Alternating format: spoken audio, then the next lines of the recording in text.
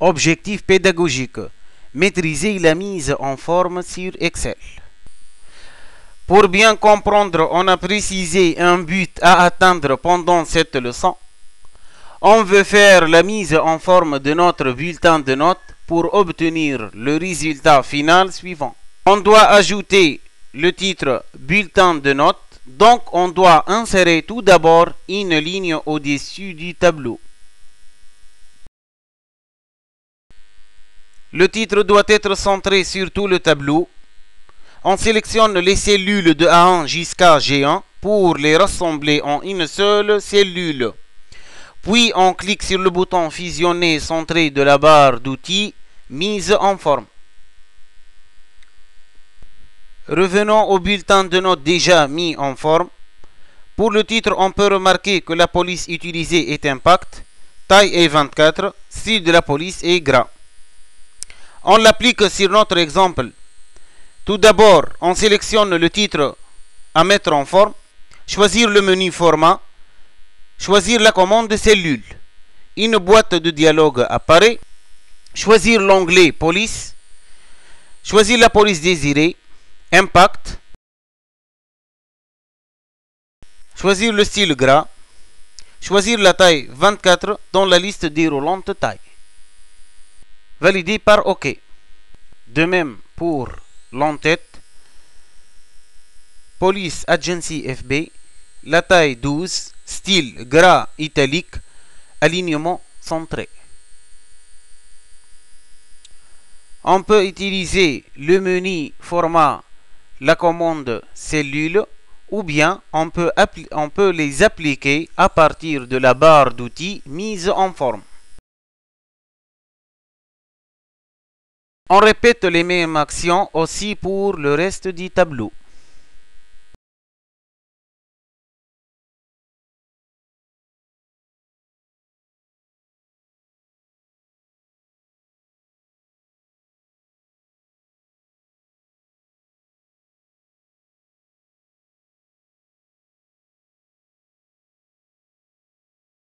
Concernant maintenant les valeurs numériques, on va changer leur alignement par défaut qui est à droite pour devenir centré.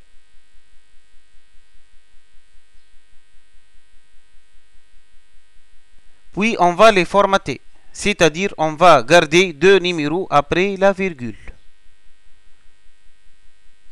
On sélectionne le groupe de cellules à modifier, puis on utilise le menu format cellule, choisir l'onglet nombre, indiquer le nombre de chiffres après la virgule, valider par OK. Ou bien, utiliser les deux boutons ajouter et réduire les décimales de la barre d'outils mise en forme. Maintenant, il nous reste les couleurs. On sélectionne le titre et l'entête du tableau et en appuyant sur la touche CTRL du clavier et sans relâcher, sélectionner les autres cellules à mettre en forme.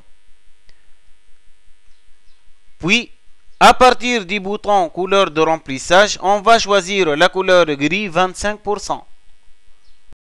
De même pour les autres cellules. Pour terminer avec les couleurs, on va sélectionner les observations, puis on va choisir la couleur de police bleu. Revenons au document déjà mis en forme. Il nous reste de fusionner les cellules pour ajouter les bordures. On sélectionne les cellules à fusionner, puis on utilise le bouton fusionner centré et on modifie l'alignement si nécessaire.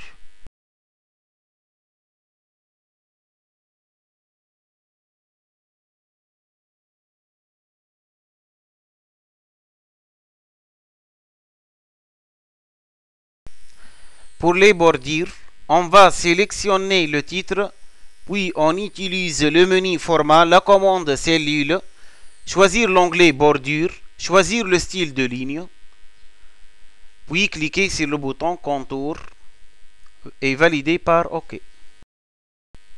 Puis sélectionner le reste du tableau, cliquer sur le menu format, choisir la commande cellule, en choisir le style de ligne pour le contour, et notre style pour l'intérieur. Et on valide par OK.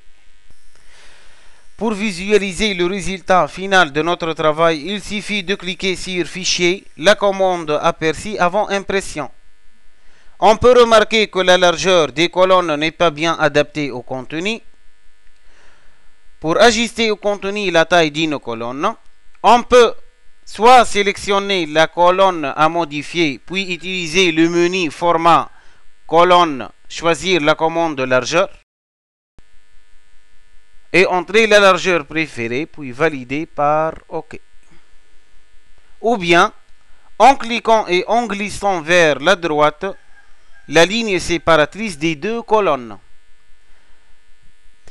Soit directement en double-cliquant sur la ligne séparatrice des deux colonnes.